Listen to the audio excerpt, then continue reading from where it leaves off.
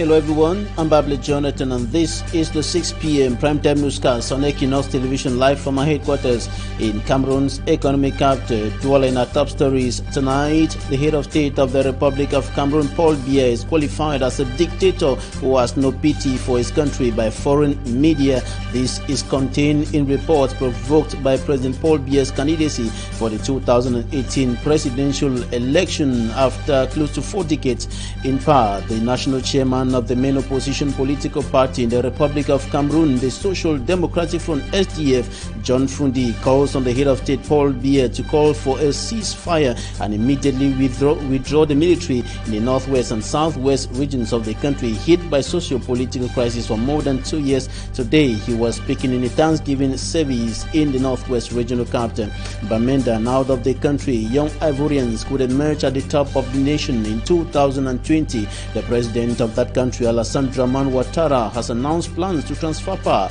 to a new generation. Those were top stories.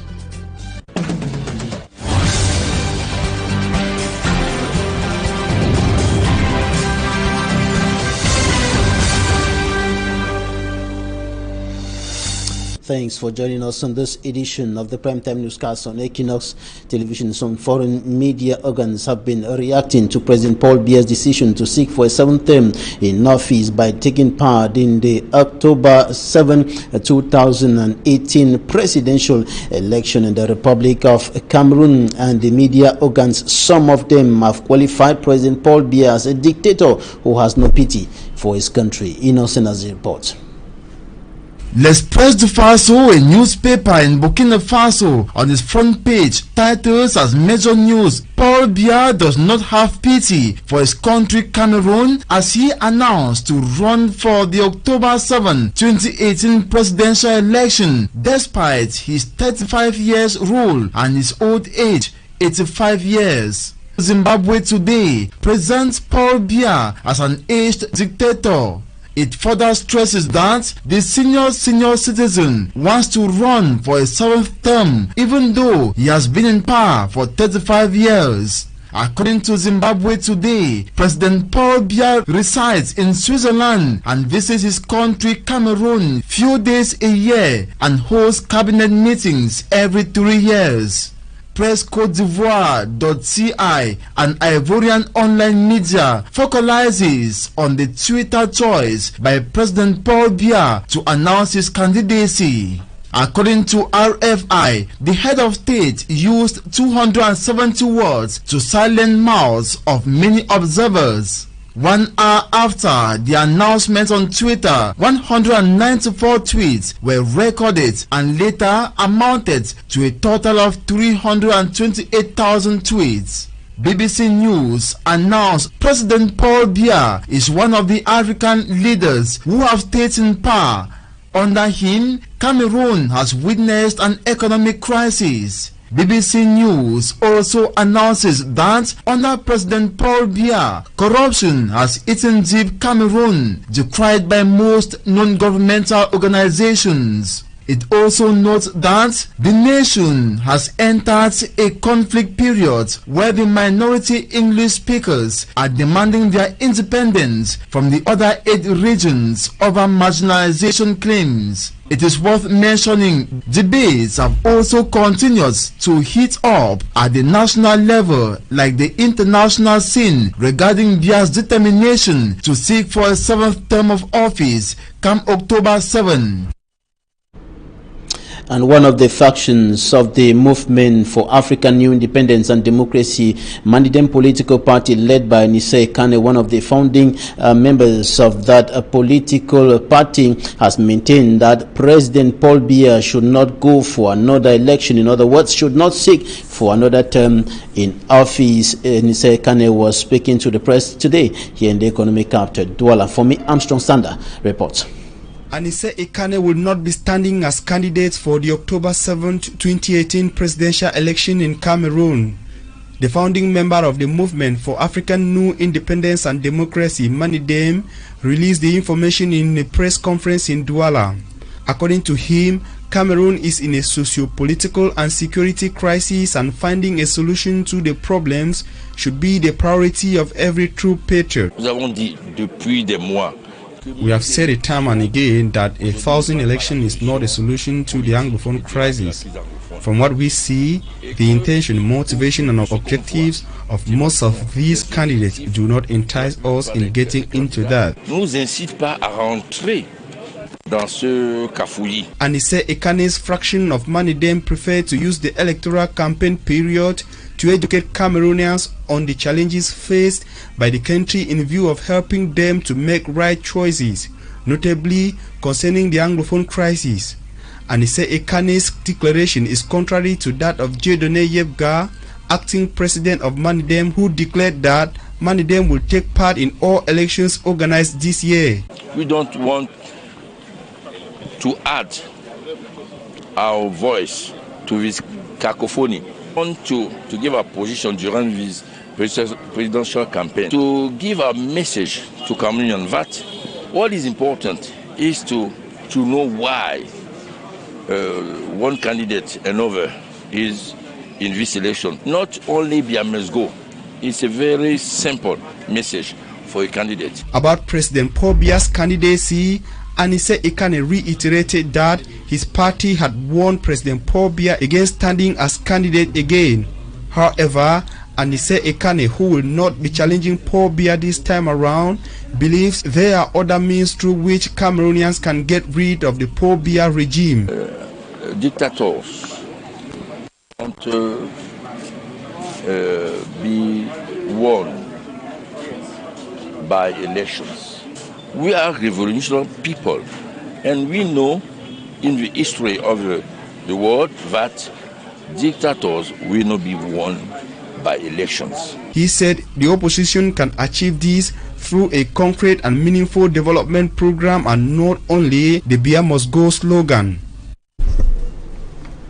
Within the same vein, the Social Democratic Front National Chairman John Frundi has called on the President of the Republic, Paul Biya, to call for an immediate ceasefire and equally immediately withdraw troops from the northwest and southwest regions of the country. This, according to him, will open the way for the Anglophone crisis to find lasting solutions, notably through dialogue that has been on the lips of most political leaders as well as civil society actors in and out of the country. John Frundi was speaking at a Thanksgiving service in the Northwest Regional Capital.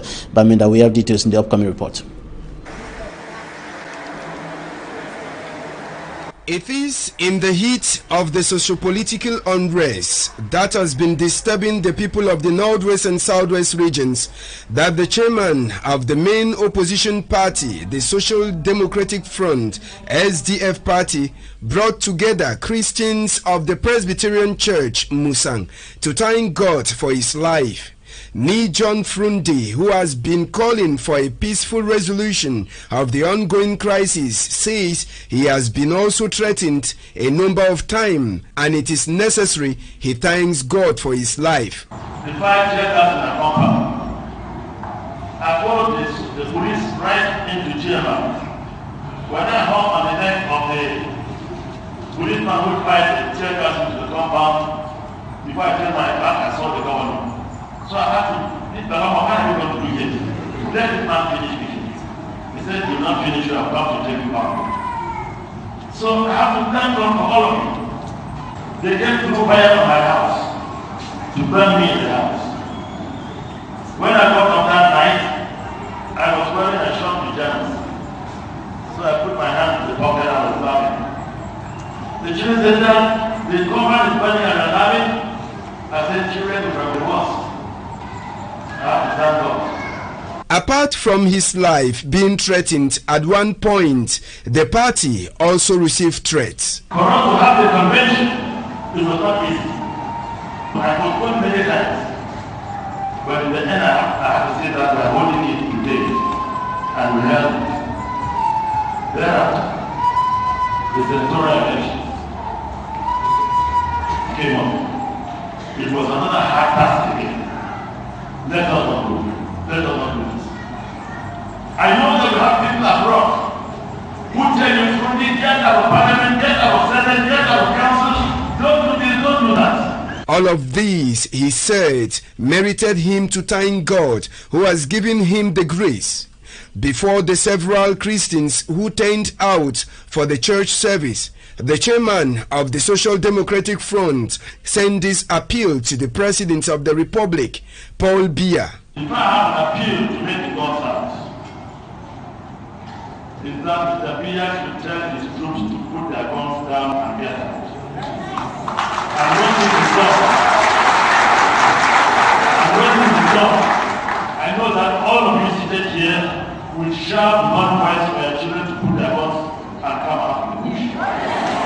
Then we can march down the commercial avenue, hand in hand, singing praises to God to say at last it is finished. But also reminded those fighting that it is not only by arms that a war is being fought and won. There are two ways of fighting a war. We are fighting the war with our guns in the bush. I have to thank God for those children in the bush because of the lost. I'm fighting my own God with my mouth.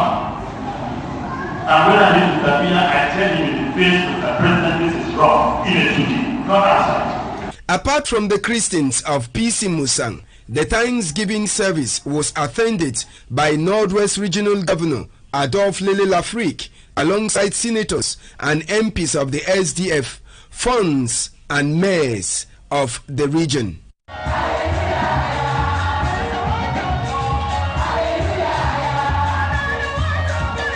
African Union has commended the efforts of the President of the Republic, Paul Biya, in finding solutions to the Anglophone crisis after the visit of the chairperson of the African Union Commission to Cameroon. In a release, the organization of the continent has commended the efforts of the President of the Republic, welcoming the determination expressed by President Paul Biya and, of course, the initiative taken in that regard, including the launching of the humanitarian emergency plan to respond to humanitarian needs on the ground, and reaffirming the African Union's unwavering commitment to the unity and territorial integrity of Cameroon and rejection of the causes to violence. He called for an inclusive dialogue and urged all stakeholders to privilege this path to facilitate a lasting way out of the crisis based on national leadership and ownership, and that will strengthen Cameroon's unity while respecting its diversity. The African Union is equally indicating that it is ready to support any effort to this end and in accordance with its responsibilities under its relevant instruments.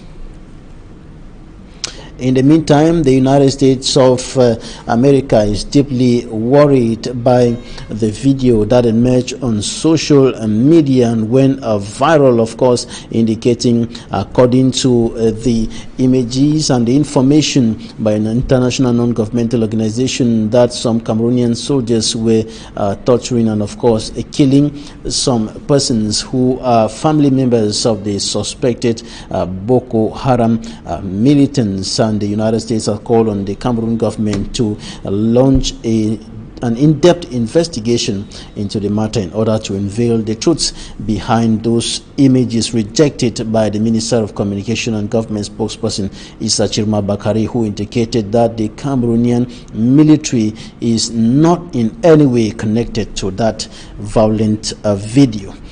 And now we talk something else, talking about the visit to the Republic of Cameroon of the Grand Master of the Sovereign Order of Malta, His Most Eminent Highness Fra Giacomo Dalla Torre del Tampio di Sanguinito, who has been awarded a doctorate degree in the philosophy at the University of Yaoundé 1 by the rector of that institution, Professor Maurice Aurel Soso, and he is now Dr. Honoris Causa Giacomo dalla Torre del Tempio di Sanguinito, and he was invited by President Paul Biya. The Grand Master will be visiting the refugee camp in the east region of the country and Njombe in the Mungo division before his departure from Cameroon. Barrister Sim Emmanuel has condemned the fact that some groups of lawyers have put themselves together to defend the House Speaker Kavayeke Jibril in a case that was filed at the military court in the nation's political capital, Yaoundé, notably concerning his bodyguard. Barrister Sim says that the concern, notably the President of the National Assembly, Kavayeke Jibril, had denied that he did not file any lawsuit against his former bodyguard, but some lawyers came up to defend the President of the National Assembly, and there was a heated debate at the military court today. And at the end of the debate, the President of the court accepted that the lawyers should go ahead to defend Kavayeke Jibril, even though he had denied that he did not file any case against his former bodyguard. This is an extract of Barrister Emmanuel Sim. Yes, last time in this court, Mr. Kavayeke Jibril sent a letter to the President telling that he has never complained against his nephew, Mr. Uba Simala. And he said again that he has never been heard even in inquiry or before the judge. So today, I suppose that if Mr. Kavaye has not did a complaint, he cannot be part of this matter. That is my position legally. But the judge said that Mr. Kavayeke Jibril can continue to have lawyers in this case. That is the decision of the judge. We are waiting the next time, and we hope that this time we'll go over, and that this case should maybe have an end. In a feature page in this edition of the Primetime Newscast on Equinox Television, to take you to the Northwest Regional Capital, Bamenda, and we're going to show you the deplorable state of roads in that city. Cameroon's Northwest Regional Capital, Bamenda, a city of bad roads. The decades-old roads running across the city are in an ugly state. All the quarters in Bamenda are bad. The Meta quarter, the road leading to Rendezvous, and of course, Laricon. In fact, all the roads are damaged. From Optician to Nkwen, Cow Street, Ghana Street, Commercial Avenue, you see Ayaba Street, Metakwata Street, Food Market, Tarikun, everywhere in town. It's very catastrophic. It's not resemble the Bamenda city. Very bad. All the road in town. Here, every step that you take, either in a car or on foot, make only a pothole. Commuters say moving from one part of the city to another is a nightmare. Cars, bikes, even pedestrians are finding it very difficult to move in this town. You have a patient like that to carry to the hospital. It's a serious problem. The deplorable state of roads in Bamenda is negatively affecting business, especially for taxi drivers and commercial motorbike riders. This is one of the issues that provoked the social unrest led by imprisoned Mancho BBC. We are very, very angry. Throughout the time, there is no work because the roads are bad.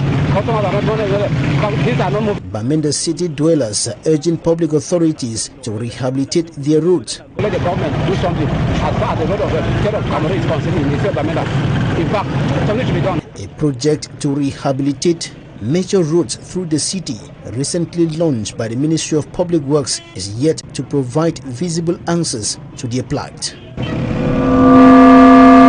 Out of Cameroon, the Ivorian President Alassane Dramane Ouattara has announced plans to transfer power to the younger generation by 2020. He was speaking during the General Assembly of a new political party, bringing together 5 other political parties in that country. We have details in this report.